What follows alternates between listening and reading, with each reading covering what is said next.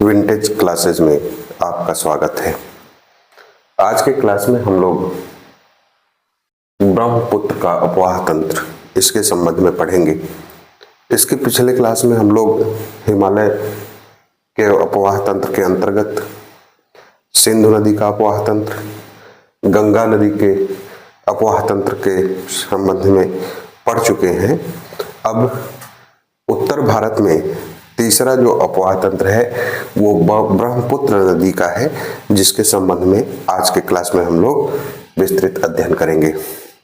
देखिए, ब्रह्मपुत्र नदी मानसरोवर झील के समीप यांगसी हिमानी है, जिसको चैम योंग डुंग हिमानी के नाम से भी जाना जाता है। क्या?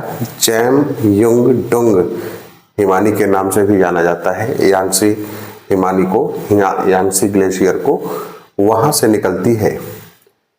चीन और तिब्बत में यह पश्चिम से पूर्व में बहती हुई अरुणाचल प्रदेश में भारत में प्रवेश करती है। ठीक है, देखिए, चीन या तिब्बत में इसको सांगपो या यरलुंग जंगबो के नाम से जाना जाता है। किस नाम से? यरलुंग जंगबो के नाम से जाना जाता है। यहां हमने लिखा भी है सांगपो और यरलुंग जंगबो।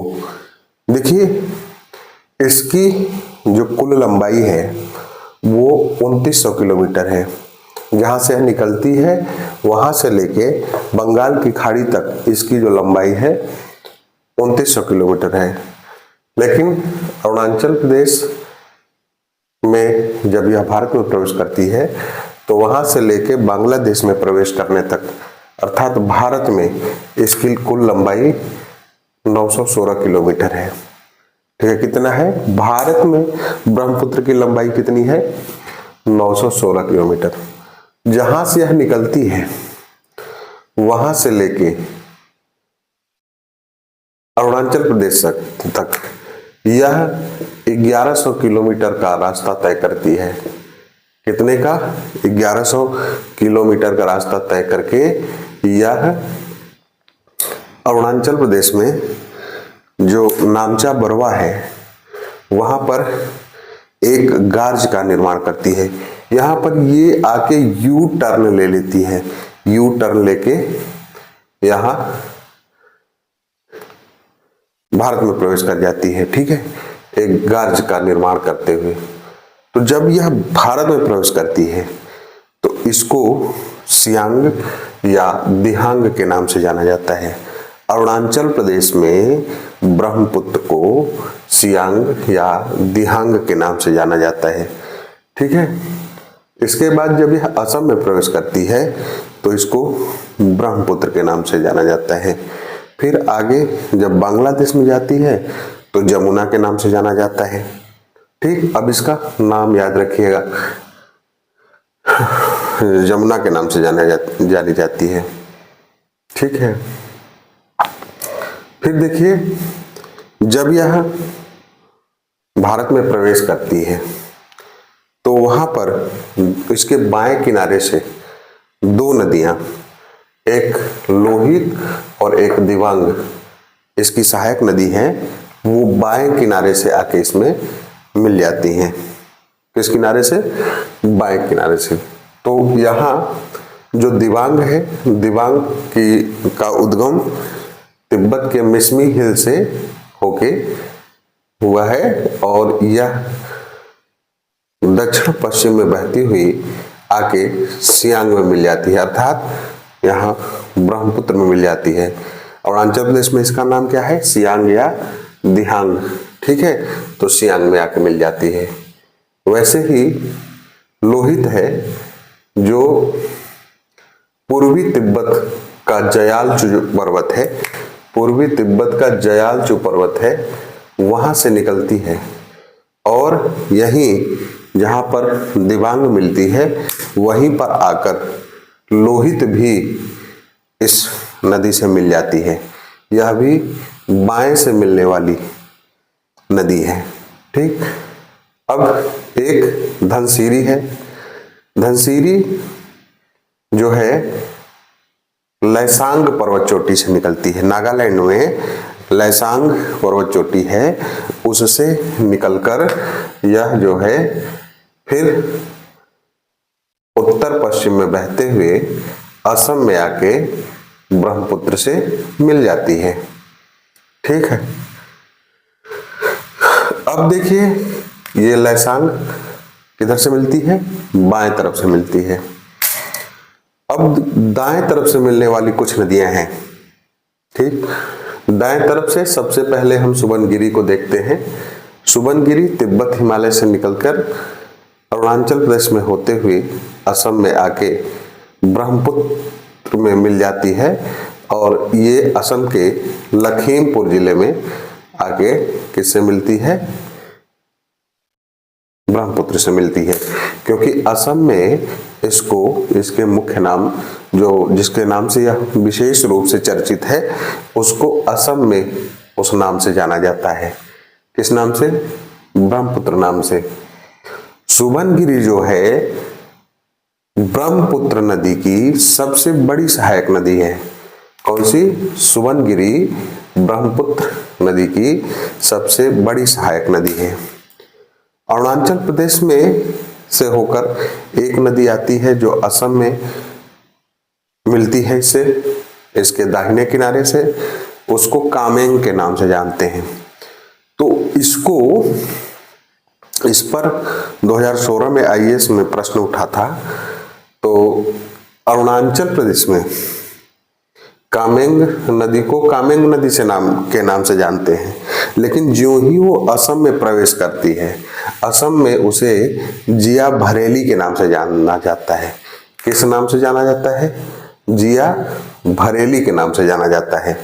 यह प्रश्न पूछा गया है आईएएस में 2016 में कि जिया भरेली कौन सी नदी है, या जिया भरेली कहाँ पे बहती है। ये आप जानते रहे, असम में जो कामेंग नदी है, कामेंग नदी को ही जिया भरेली के नाम से जाना जाता है। अब देखिए, अब एक महत्वपूर्ण नदी और है मानस। ये मानस है, ये तिब्बत हिमालय से निकलती है और निकल के दक्षिण पूर्व बहते हुए जोगीघोपा में, कहाँ पे? जोगीघोपा में, असम के जोगीघोपा में आके इससे मिल जाती है। फिर ये देखिए असम से बहते हुए धुबरी, जो धुबरी के निकट गोलपारा नामक स्थान से यह बांग्लादेश में घुस जाती है। कहाँ घुस जाती है? फिर टर्न लेती है इधर तक, तो ये पश्चिम तरफ बहती है, फिर टर्न लेती है दक्षिण की तरफ, और दक्षिण तरफ बहते हुए यह कहाँ चली जाती है? बांग्लादेश में चली जाती है। तो बांग्लादेश में इसको किस नाम से जानते हैं? जमुना के नाम से जानते हैं। किस नाम से जानते हैं? जमुना के नाम से जानते हैं। अब देखिए यहाँ जब ये बांग्लादेश में प्रवेश करती है तो वहाँ सिक्किम के चोलामू झील से एक नदी निकलती है जिसका नाम है तीस्ता। तीस्ता भी इसकी सहायक नदी है और तीस्ता बहते हुए पश्चिम बंगाल में, सिक्किम से पश्चिम बंगाल में बहते हुए आके जमुना में मिल जाती है। कहाँ मिल जाती है? जमुना में। फिर आगे यह जमुना आके गंगा नदी जब बांग्लादेश में प्रवेश करती है तो उसे पद्मा के नाम से जानते हैं। किस नाम से जानते हैं? पद्मा के नाम से जानते हैं। ये पद्मा आ रही है और इसमें आके ये जमुना मिल जाती है और आगे फिर ये पद्मा के नाम से आगे बढ़ती है। फिर इसमें चांदपुर के पास मेघना नदी मिलती है। मेघना और मेघना जब मिलती है तो मेघना के मिलने के बाद पूरे गंगा के अपवाह तंत्र एवं ब्रह्मपुत्र के अपवाह तंत्र, दोनों के अपवाह तंत्र की जो जलधारा है मेघना के नाम से बंगाल की खाड़ी में गिर जाती है, जो गंगा का डेल्टा बनाती है। ये गंगा का डेल्टा हुगली नदी जो पश्चिम बंगाल में जो है ये गंगा से एक वितरिका के रूप में निकली और सीधे बंगाल की खाड़ी में आ गई, तो उसे हुगली और ये मेघना के बीच गंगा का डेल्टा बनता है। अब देखिए, यह जो ब्रह्मपुत्र नदी है, ब्रह्मपुत्र नदी असम में आके पूरा अपने द्वारा लाया गया मलबा यहाँ जमा करती है और उससे एक नदी द्वीप का निर्माण हुआ जिसे माजुली द्वीप कहा जाता है। मांजुली द्वीप यह नदी द्वीप है, विश्व का सबसे बड़ा नदी द्वीप। ठीक है, नदी द्वीप किसको कहते हैं? नदी के द्वारा बनाए गए द्वीप को। ठीक, अब इधर डेल्टा बनता है, फिर यहाँ द्वीप बना। ठीक, तो यह मांजुली द्वीप विश्व का सबसे बड़ा नदी द्वीप माना जाता है। तो इस तरह से आज हम लोग हिमालय पर्वत के जो अपवाह तंत्र थे तीनों, आज की क्लास से समाप्त हो गए।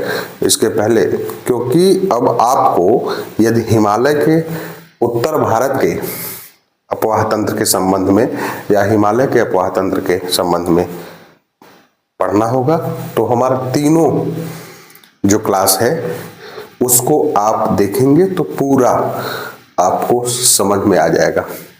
देखिए, इसको जो नदी है या अपवाह तंत्र है, इसको पढ़ने का सबसे बेस्ट तरीका आपका यही होगा कि आप नक्शे पर या एक आउटलाइन बनाकर आप बार बार प्रैक्टिस करिए।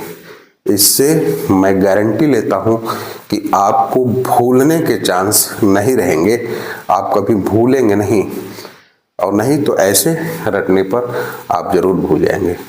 फिर अब दक्षिण भारत का जो अपवाह तंत्र है उसके संबंध में हम लोग कल की क्लास में पढ़ेंगे।